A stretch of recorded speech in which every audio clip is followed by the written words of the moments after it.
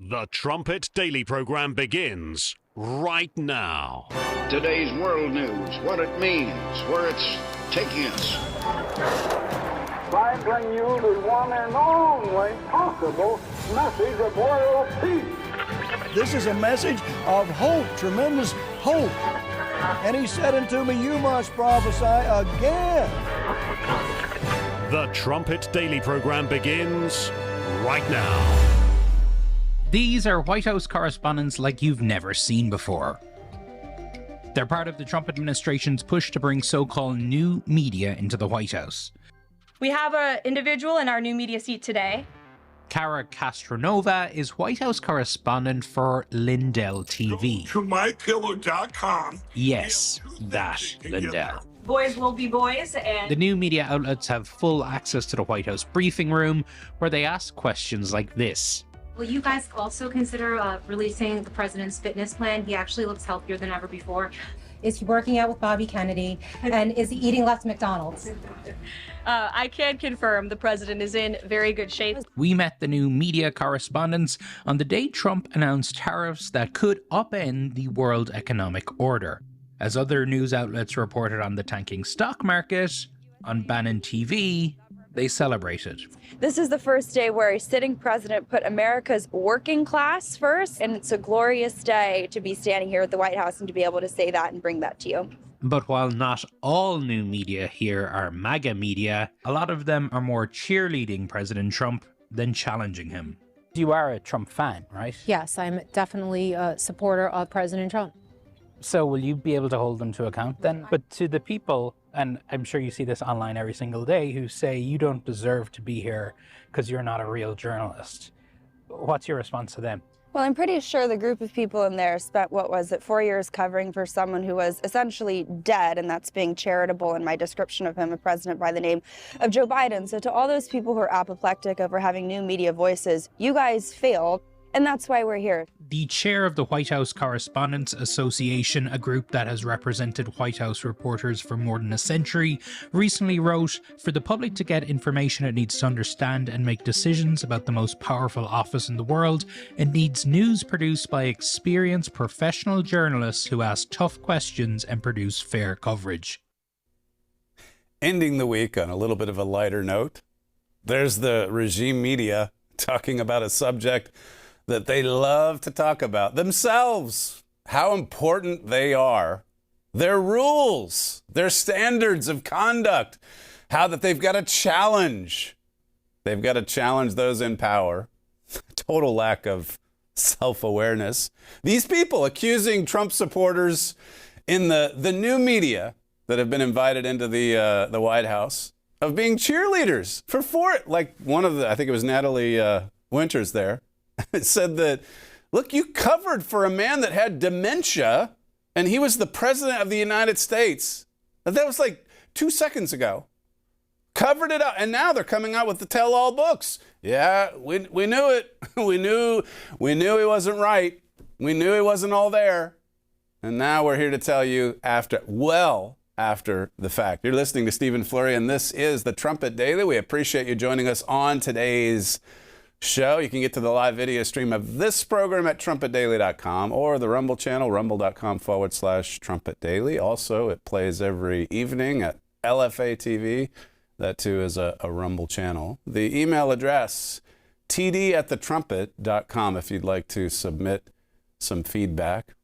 That was my favorite clip of yesterday. Listening to how sanctimonious these people. Well, aren't you just cheerleading then? Is it true that you support Donald Trump? As if the regime didn't support Joe Obama. They swooned. We write all about this, of course, in America Under Attack. We've certainly lived through some pretty amazing times. These talking heads, they've been brought up in a bubble. They live in an echo chamber. They go off to the elite universities. They live in a bubble there. And then they just can't understand why there would be someone with a different opinion than theirs in the White House press briefing room. There's a lot of re-education that we're going to have to busy ourselves with in the world tomorrow. As we teach, I just went through the handbook from back in the day with Ambassador Ambassador College, and just the guidebook for students, and how that they were taught to be independent thinkers. And of course, by independent, it's to align our thinking with God. Really, that's what Jesus did. He said he couldn't do anything of himself. And Christ said the same thing about us. Without me, you can do nothing. So it's coming to an independent, I've decided that God's thinking is what has to guide my thoughts and my actions. When you don't have that, well, you see what we have. It's every man doing what seems right in his own eyes. There's the CNN journalist saying, these are the standards, these are the objectives. And the girl from Lindell TV, yes, that Lindell TV, she doesn't abide by the standards that we've set for ourselves. We're the guardians of truth. They're not the guardians of truth. They're chief propagandists. And we spent more than enough time on this during the days of Joe Obama. It's refreshing to see someone with a different opinion in the briefing room, to see others invited in, besides just the same old, New York Times, Washington Post, CNN. You begin to break up that monopoly, and, well, you get reports like what you just saw there. This was CNN taking itself way too seriously. I guess there was you'll see it in Donald Trump addressing this press reporter that was I think she was in the Oval Office, and she was wearing a face mask. This is clip 9. You know, I haven't seen a mask in so long. You're wearing a mask. So nice of you. I haven't seen anybody wearing a mask in a long time. It's good. You feel more comfortable, right? Yes. Good. That's good. So that in itself, okay, but the rapid response account for the White House posted that exchange, and then they added 2 laughing emojis, like they're laughing at you. That's the rapid response. It's not about the mask. It is about attacks on journalism. It is about attacks on individual journalists. They finally have proof that he's the Orange Hitler. Yeah, he was teasing a journalist. He put a laughing emoji. A laughing emoji. He was making fun of someone 5 years on wearing a face mask. Notice she's not wearing it there. So Jake Tapper, he brings her into the studio. She's got to wear the face mask in the presence of Donald Trump and his advisors, of course. I mean, they might have COVID. Jake doesn't have COVID. Jake is healthy. She comes into the CNN studios and everything's fine. They expose themselves. Imagine wearing a face mask. It was something so many of us refused to do 5 years ago. I can remember the times heading into Tesco or wherever. We were in the UK at the time, trying to adjust the mask to where you had to wear it just to go shopping. Trying to adjust it to where you could still breathe. I mean, that was propaganda of the highest order. And it was announced, it was proclaimed by these same people, taking themselves so serious. How many weeks and weeks of montages could we put together from the years of the fake president? These people just swooning before the dear leader, Barack Obama, pretending that everything was perfectly fine with Joe Biden, covering up all the crimes of the Biden crime family. Well, we had a fair share of montages over the years. Put them all together, it probably could go on for hours and hours. Remember this classic? I think this was early on in Joe Biden's presidency. He started to read off a list of those who had been approved to ask a question. And the reporters were there like, well, this is perfectly normal. This is just what we do. He comes out with his script, and he's only going to call on certain reporters. Certainly not someone from outside the mainstream. I mean, the mainstream is where you have to be. You've got to be in the flow of the mainstream. Listen to clip 11. Okay. How about Yamish? Thanks so much, Mr. President. You've said over and over again that immigrants shouldn't come to this country right now. This isn't the time to come. That message is not being received. Instead, the perception of you that got you elected as a moral, decent man is the reason why a lot of immigrants are coming to this country. I think she's CNN, right? Oh, no, PBS. Yamich, you are PBS is government funded. You are a moral, decent man. And yet you have someone in the press briefing room today talk about, I think Trump's healthy. I think he's healthier than he's ever been. I think he's strong. And CNN's response, how dare you be a cheerleader? This is not commentary. We're hard news journalists. Notice all of those reporters, socially distanced. Everyone had on the face mask. Everybody played along. You see, I mean, they're not winning politically. I've got clips here on Chuck Schumer. They're saying he needs to be primaried. I mean, this is Chuck Schumer. So they're not winning at the ballot box. They don't have any kind of majority in Congress. They lost the White House. What do they have left? Well, you see it. They've got the regime media that's still there, telling these bold, audacious lies, rewriting history, even history from a few years ago, even from a few months ago. And then, of course, they've got the activist judges doing everything that they can to try to slow down the Trump agenda. But again, just as a symbol of everything that's wrong with the Democrat Party, I mean, look at this from CNN, by the way, a moment of truth regarding Chuck Schumer and how much he's lost, any show of support among the Democrats. Clip 6. New York Democrats on Chuck Schumer view him favorably. In December of 2024, that was just a few months ago, it was 73%. Look at where that number has fallen to in just a few months. It is now down to just 52%. That is the lowest I could ever find in Siena College on how Democrats in Chuck Schumer's home state view him. And keep in mind, if you're thinking about a primary challenge, it would be a few years away. So he is doing quite poorly in his own home state of New York. I never thought I'd see the day in which just 52% of New York Democrats would view Chuck Schumer favorably. It's almost unfathomable. This is another one we have from Enton, I think is his name. Skip ahead to clip 8.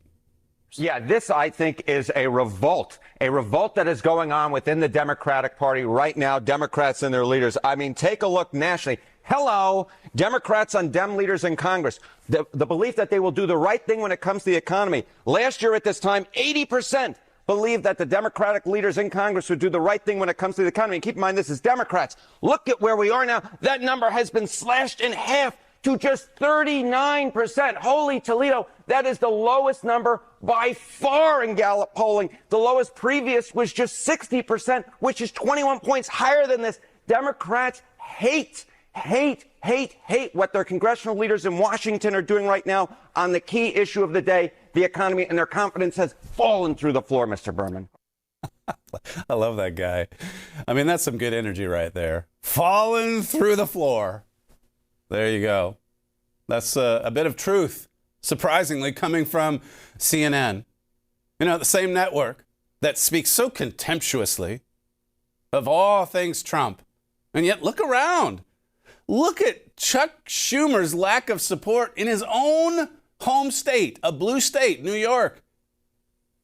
And you would think these people, if they had an ounce, even an ounce of humility, would say, you know what, maybe I need to step outside the bubble and listen to what the lady from Lindell TV might think or say. No, instead, they're like, yeah, that's that Lindell. He's a crazy man. He's a wacko. So is Steve Bannon. this judicial activism. We pulled together some. We've had a lot to say about unjust judges, broken judgment. My father had an article on that some years ago. But as I say, it's whittling down to just the few talking heads that they have left, and these activist judges that dress up in black robes, but they're just never Trumpers. They're just out to get Trump. They hate Trump. All these injunctions, all of these judicial blockages.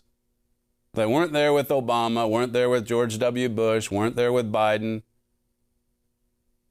I think it was Clinton, one of the previous presidents, that deported 10 million people. 10 million. The dear leader deported 3 million. Barack Obama.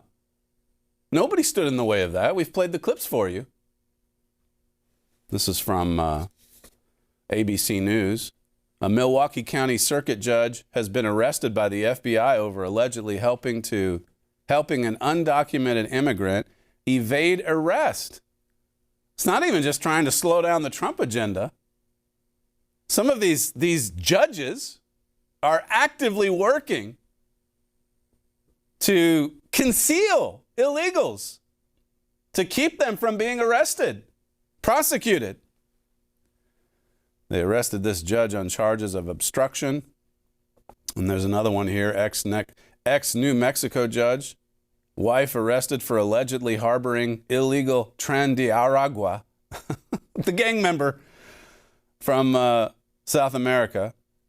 Says the two face charges of evidence tampering amid allegations they harbored this individual, this illegal. Listen to this from Fox News, clip 1. All right. Meanwhile, President Trump's agenda facing more legal setbacks as 3 federal judges block key actions. Here we go. Like requiring proof of citizenship to vote. Heaven forbid. You have to show that you're here legally. Next thing you know, we'll have honest elections. Withholding funding from sanctuary cities, which are unconstitutional in my view, but I guess not in that judge's view, and ordering the administration to return a second suspected migrant gang member from El Salvador. But when you have voters who have completely fired Democrats from every branch of government, every lever of power in Washington, all they have left is to go to the courts and complain. All they have left is to go to the courts. And then all they have left, in addition to that, is Joe Scarborough, the New York Times, CNN. CNN there lecturing the rest in the media. Look, there's standards, there's rules that we've got to abide by. This is from my father's article, America's Broken Judgment. And again, this just highlights the sickness. Isaiah 1, the sickness that's not being healed. It says a great deal of corruption in the court system is being exposed, yet these courts are determining the future of the nation and your life. Judges are twisting the law in whichever direction will favor their political objective. They're not impartial arbiters of the law. They want to obtain a particular outcome. I mean, you saw this with the illegal trial, the illegal arrest and trial of Jesus Christ. I mean, that's 2,000 years ago. There's nothing new under the sun. Caiaphas and Annas, they just tried to, they came up with fake charges. They found false witnesses. They accused Jesus Christ, the Son of God, of insurrection, of being a seditionist, of being guilty of blasphemy. He wants to destroy the temple, said those 2 witnesses. 2 false witnesses.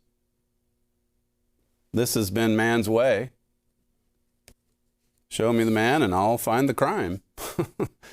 They did it in Christ's day. It shows you how unmoored we are from a solid foundation when you don't have a supreme law that applies equally to everybody. The political bias of judges leads to division, crisis, and disaster, my father said. Our Constitution is the supreme law of the land. If judges are not subject to constitutional law, They're subject to nothing and nobody. We're seeing it. We're seeing it. The law, I mean, God obviously brought Jeroboam back, and Jeroboam's going forward with his agenda, and he's getting more and more support from his movement to just disregard these rogue judges, to disregard their biased rulings. I mean, we're right on the edge of anarchy. You get right near the precipice, as Mr. Armstrong wrote. I think it actually was that Churchill thing we went through yesterday, the history. Churchill saying, if you get right on the edge, all it takes is a little gust of wind or someone coming by and, you know, accidentally nudging you, and you can fall down, you can crash. That's how our world's being held up today. Judges are taking power from the legislative and the executive branches as they rewrite the Constitution. My father said, this is from an article in 2021, he said, our politicians simply lack the vision to see how disastrous this process is. It is based on selfish lawlessness, not law. These judges are destroying the democratic process and exercising power like dictators. They accuse Trump of being the dictator, even as they issue these dictatorial rulings, not based in law, certainly not. He says many local judges have this same lawless spirit. It's all across the country. Habakkuk 1 in verse 4 talks about, you know, broken judgment as well. There's no judgment in the land. There's no law. There's no order. God's preparing his family to uphold righteous judgment. There's quite a few other stories together with this. We've talked, I guess the reason I wanted to start the show today a little bit on a lighter note is we've had some just lots of heavy subjects this week. You look back on this week of programming, the death of the Pope, and you see more and more stories, even clips, showing that the Mart of Nations is coming together. Europe's going it alone. It has the United States blessing. The U.S. reaching out to Iran. I mean, it's a world, a dangerous world. It's a chaotic world in so many ways. It's a world where, you know, as I said yesterday, there have been some victories, certainly at home, domestically, for the Trump administration. There's also been some failures as well, some failures with respect to diplomacy and seeking peace. Play this one from, this is France 24 on Putin going back to Ukraine, and Joel Hilliker in the morning brief, he said, it's fascinating to watch the world's reactions to Donald Trump's efforts to end the Ukraine war. Yesterday, we saw it amplified. Europe's frustration with America and its determination to act independently. This morning, we look at some of the nuances to Europe's reaction. It's clearly dividing the United States and Europe. It's so clear. It's so obvious what's happening here. And all this, as I've said yesterday and before that, it's all falling in line with what the sure word of Bible prophecy says. Listen to clip 4. Putin has made it clear. He has root causes. He has fundamental goals in this conflict, and he is not going to stop before he is satisfied that those goals have been met. Nothing will stop him. Not Donald Trump's Truth Social tweet a couple of hours ago, basically saying, Vladimir, stop, let's get a peace deal done. I'm not happy with this. That doesn't work with Vladimir Putin. It doesn't matter if it's the president of the U.S. At the end of the day, Vladimir Putin won't stop. That is why security guarantees aren't just a little detail in these peace negotiations. And then there's more that show how divided America is with the elites in Europe that are looking at what Donald Trump is doing, and they're shocked by this. They're shocked at the number of concessions that the Trump people are willing to give to Vladimir Putin. And like this guy points out, I mean, you can't trust him. How do you sit down and negotiate with the number one state sponsor of terror? I think this weekend, it's the third meeting between the Trump people, the Trump negotiators, and the negotiators representing the mullah. The mullahs of Tehran, the #1 state sponsor of terrorism. And we're trying to, it's as laughable as a tweet.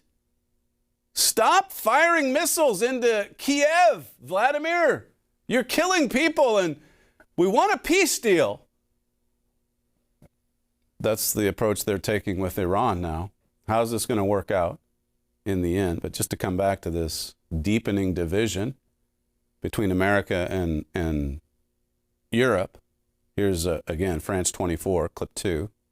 There's really a sense right now that you're seeing more and more of a gaping divide. I'm using the word gaping because I really want to emphasize it's almost widening by the day in Washington's approach to these so-called peace negotiations that the U.S.-led peace process in Ukraine and the European approach.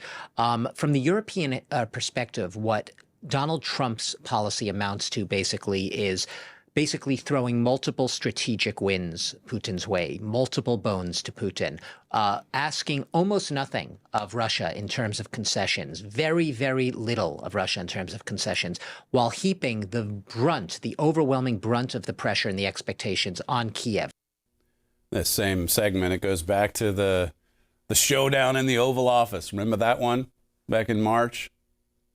Back when we were enjoying our Robbers Cave camp out here for the college, and you have that 10-minute argument between Zelensky and then Donald Trump and Vice President Vance. And as I told you then, I mean, you look at the way Europe reacted to that, it was everything they needed to build up the Euro force, to break from America, and to stand in solidarity with Ukraine, because America had abandoned Ukraine. Now look at where we are. Listen to clip 3. Doug, it seems that since that Oval Office dust-up, we've had the United States and Europe on separate wavelengths, and they rarely meet, even when it comes to security guarantees. There's nothing that has been indicated so far in the U.S. proposal to give the Europeans a sort of comfort zone that there is going to be security guarantees. That's from France 24. So here again, this growing divide. Ever since the Oval Office dust-up, it's been a world in realignment all year. So many dramatic, fast-moving events, hard to keep up with. The Mart of Nations, that's a prophecy from Isaiah that we're also following closely.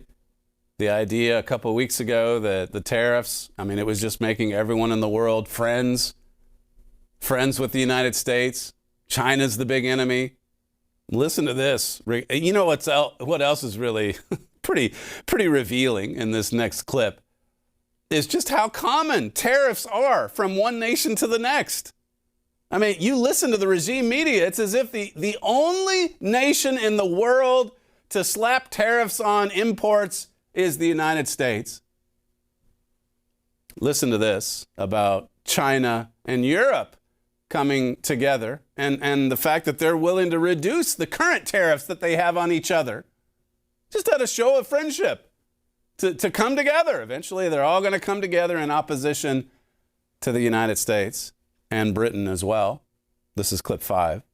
Yes, this was first reported by the Financial Times, but China is prepared to lift some sanctions on EU officials in a bid to work towards a détente. And these sanctions had been put in place in retaliation to Brussels accusing China for its human rights record. And lifting those sanctions would be seen as a symbolic move that could help pave the way, perhaps, to both sides picking up again discussions of that investment pact that had been put on ice after the sanctions came in.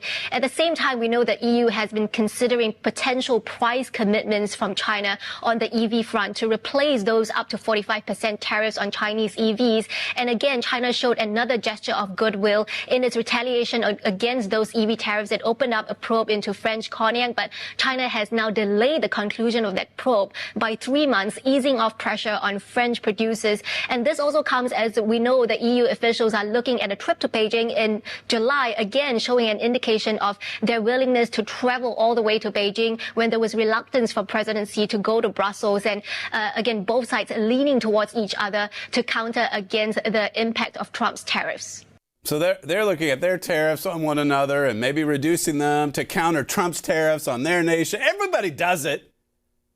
But the U.S. is the bad guy because, well, it's Orange Hitler. And he's got to be singled out. He in a lot of ways, he is the catalyst for the fulfillment of so many prophecies. If he only knew. I mean, these are dramatic events transpiring. Tariffs all the way around. The ambassadors for peace, I mean, they're circling the globe to make peace. Even as we talk about nuclear proliferation.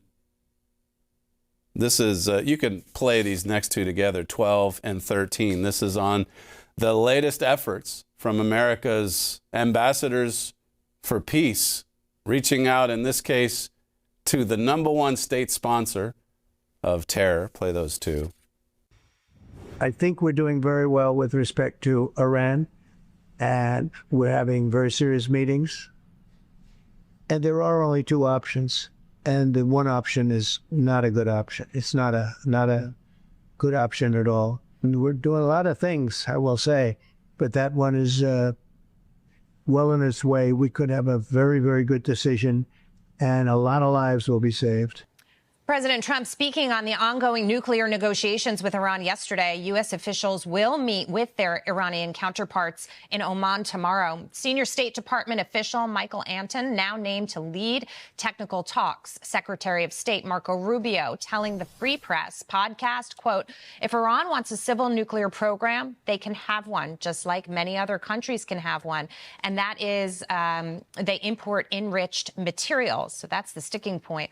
But Iran's chief negotiator insisting Iran must be allowed to have its own uranium enrichment capacity, saying, quote, zero enrichment is unacceptable. The U.S. and Iran are set to hold their third round of talks on Tehran's nuclear program this weekend. And as Israel does appeal for the International Criminal Court to toss out the arrest warrant issued months ago for Israel's Prime Minister Benjamin Netanyahu. Israel wants to see a deal that will dismantle Iran's nuclear program. Iran cannot be allowed to enrich its own uranium. It now has enough enriched uranium for 6 nuclear bombs, and it is maybe a week or 2 weeks away from making it weapons grade. Weeks away. And this is going on as a backdrop to these discussions. The third round. There's a book that just came out. I think the title of it is The New Nuclear Age. So all the ambassadors for peace, they've never been busier.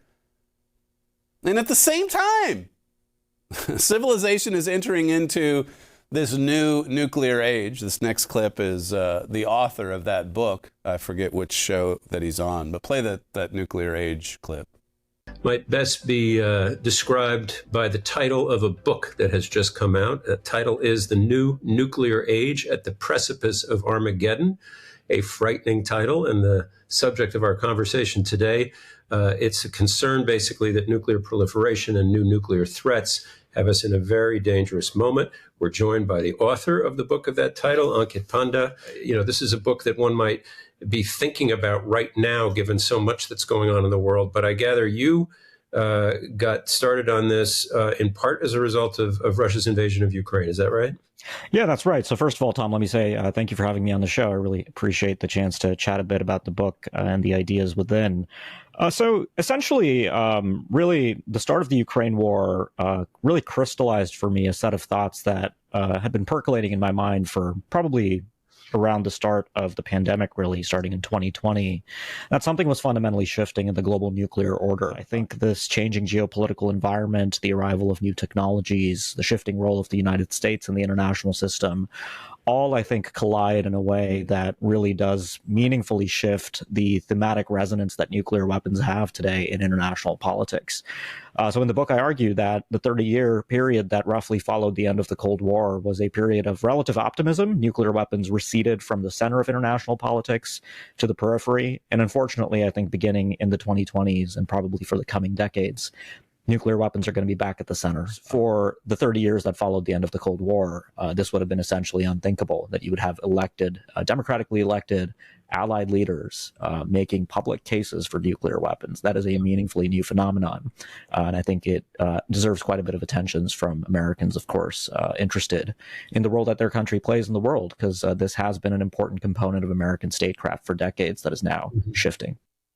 For 30 years, he says, following the end of the Cold War, I mean, it would have been unthinkable for democratically elected officials, Western leaders, to be talking openly. Yeah, we need nukes. We need nuclear weapons. That's just been something that it's a narrative that leaders have picked up on in the 2020s. So that's this decade. These are the times we're living in. You can see why, as the Bible prophesies, the ambassadors for peace are going to weep bitterly. We're entering into dangerous times. That's what Paul said in 2 Timothy 3. This know also, that in the last days perilous times shall come. That word perilous means dangerous. We're entering into those times. You can read the next few verses, but you see there a perfect description of our world today. When we come back, I think I have one more clip on just the importance of discipline and government and authority in school. That was, I think, said recently or brought up in a recent executive order. And I guess what stood out to me with that clip is just some of the things that we've been talking about recently in class, particularly epistles of Paul, and just how important the authority, God's righteous authority, was and is in the church family, in the affairs of God's work, and how central it'll be to our civilization as a whole in the wonderful world tomorrow. So we've got much more to get to when we come back, including this week's episode or segment of WorldWatch that's lined up after the break. You're listening to Stephen Flurry, and this is the Trumpet Daily. We'll be right back. Daily news, Bible prophecy. See the connection on the Trumpet Daily. Are you feeling overwhelmed by the flood of news and information? You need something to sift the news and bring you only what matters most. You need the Trumpet Daily. You also need something to help you understand not just what's happening now, but what will happen next. You need the Trumpet Daily. Only the Trumpet Daily accurately matches daily news to precise Bible prophecies. Because Bible prophecy is the only tool up to the task of sifting the news down to what's important and showing you what will happen next. Join host Stephen Flurry every weekday. Go to trumpetdaily.com.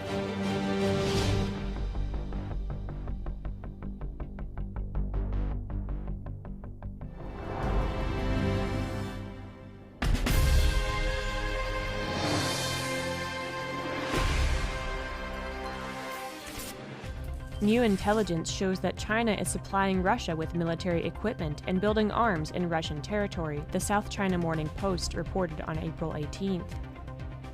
The report is based on testimony from Ukrainian leadership and follows a pattern of significant Chinese support to Russia throughout the war. China is supplying both gunpowder and artillery to Russia, according to the report. Chinese representatives are also assisting with the production of some weaponry inside Russia. Though China has long attempted to maintain a facade of neutrality regarding Russia's war against Ukraine, the nation has been found supporting Russia since the war's earliest months. This support is often through indirect channels, like China significantly increasing its purchases of Russian oil exports, or supplying Russia with militarily useful goods like drone components and semiconductors. The Bible prophesies a powerful alliance of Asian nations, led by Russia and China, which it calls the Kings of the East. This alliance will play a pivotal role in a coming global war. To learn more, read Trumpet Editor-in-Chief Gerald Flurry's article, Asia Stands with Putin. The planned dramatic surge in European defense spending could provide German manufacturing company Rheinmetall with an unprecedented boom in business, the Rheinmetall CEO told German newspaper Handelsblatt on April 17th. Rheinmetall has vocalized its interest in converting parts of its civilian automobile production to military production. The company is now expanding many of its factories to cope with the potential wave of orders.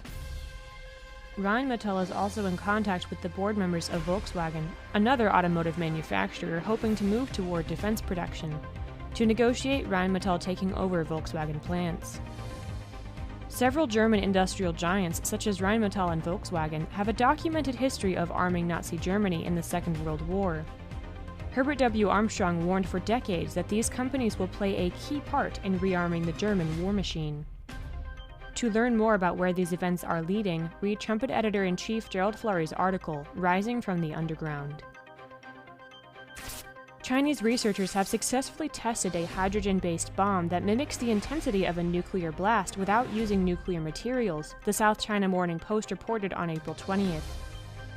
The weapon uses magnesium hydride, a solid material that stores hydrogen. Chinese analysts said the bomb can destroy drone swarms, disable vehicles, and block access to important areas. Its sustained heat can burn through armor and buildings, making it a powerful weapon for attacks on fortified positions. The demonstration of the new weapon highlights a new class of high-energy, non-nuclear weapons that could transform the traditional battlefield. Expect China and other nations to grow more and more powerful as they expand their arsenals with new weapons. Bible prophecy foretells a massive and destructive Asian army that will take part in the largest war mankind has ever seen. To learn more, read our free booklet, Russia and China in Prophecy. To learn more about current world news and how it relates to Bible prophecy, please visit thetrumpet.com. Mr. President. Next, sir, we have an executive order on school discipline policies. Under, I believe it was the Biden administration, first Obama and then Biden, the Department of Justice issued guidance that made it almost impossible for schools to enforce adequate disciplinary policies. This created issues in the classroom for teachers and students alike. Basically, they focused on CRT and sort of diversity ideology instead of actually just enforcing the rules in classrooms to ensure a safe learning environment. This executive order revokes that prior guidance and puts us back in a place where hopefully the Department of Education can focus on education and teachers can focus on teaching in a safe environment. And this was important for you, Linda, as I understand it. Huh? Yeah, absolutely, because it gives teachers the authority now to have discipline in their classroom and discipline the person who is being disruptive.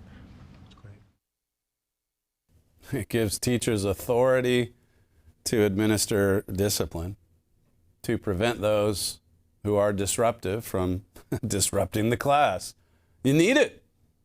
You need authority. And there's Donald Trump signing the executive order. I mean, it used to be common sense.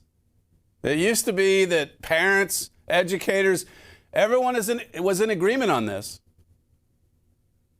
Look at the theme, one of them, that you see running from cover to cover throughout the Bible. This section in Genesis 18, where Abraham got God's attention because of the way he ruled his house, his family. Seeing that Abraham shall surely become a great and mighty nation, and all nations of the earth shall be blessed in him. It says, for I know him, that he will command his children and his household after him, and they shall keep the way of the eternal and do justice and judgment, that the eternal may bring upon Abraham that which he has spoken of him. And you see over in the New Testament, in Titus 1 and 1 Timothy 2 and 3, where Paul is telling these evangelists, look, go and raise up congregations in Crete and Ephesus, everywhere that you're stationed, everywhere in your region. And then look out for leadership. And what do you look for when you're looking for a leader who can take on additional responsibility in God's family? Well, among other things, look for someone that rules his own house well. Look for someone who really manages and oversees family living God's way. There has to be government. There has to be righteous authority. And when there is, it says that the people rejoice in the Proverbs. Righteous government's not a bad thing. I mean, Satan wants us to think that. But it's a good thing. And the principle, the theme of it, I mean, it's in the Old Testament and the New. Jesus came as God's Son on earth. And he spoke with authority. In the end, I mean, he voluntarily sacrificed himself. But this was a tremendous victory. It wasn't a failure. It was prophesied. He became the Lamb, slain from the foundation of the world. He subjected himself to the authorities of men who wanted to murder him, so that those sins could be forgiven upon repentance. Tremendous victory, the greatest success story in history. God says to these evangelists, look for leaders that really know how to administer God's government well. They do a good job with authority. In Hebrews 13 and verse 7, as I say, these are some passages we've gone through recently in my classes. It says, remember them which have the rule over you, who have spoken unto you the word of God, whose faith follow, considering the end of their conversation. I mean, it is true. We saw this in the Laodicean era, at the start anyway. Ministers who were abusing their authority, who were coming on strong and being hard and oppressive. But sometimes a righteous leader has to come on strong and really, as Paul said to Titus, rebuke dissidents, rebuke those who are in the opposition, silence them. You got to do it to preserve unity. I mean, you think about this in the context of like negotiating with Iran, as we covered in the first segment. Do the leaders in Iran, do they need appeasement? Do they need encouragement? Do they need, a deal that is good for them? Or do they need rebuke? Do they need correction? Do they need to repent and change? Well, peacemakers ought to consider that particular point before they head into negotiations. If there hasn't been any repentance from Hamas or Iran or whoever, Putin, how secure is that so-called ceasefire or peace agreement? How long will it last? Is it just laying the groundwork for more war? When God returns to this, it's like I said the other day in Life and Teachings. I mean, if we can subject ourselves to the pressure that God puts upon us to refine our character, to ensure our growth, to bring forth fruit. That's what that garden where Jesus prayed the night before he was crucified, the Garden of Gethsemane, the meaning is oil pressed. I mean, Jesus was pressed spiritually. He had, in the physical sense even, he was sweating great drops of blood. But it talks about, when Christ returns, I think it's in Revelation 14 and 16, how that he's going to press, mankind. He's going to put them through the winepress, and there's going to be a river of blood that flows there in the Kidron Valley just before the return of Christ.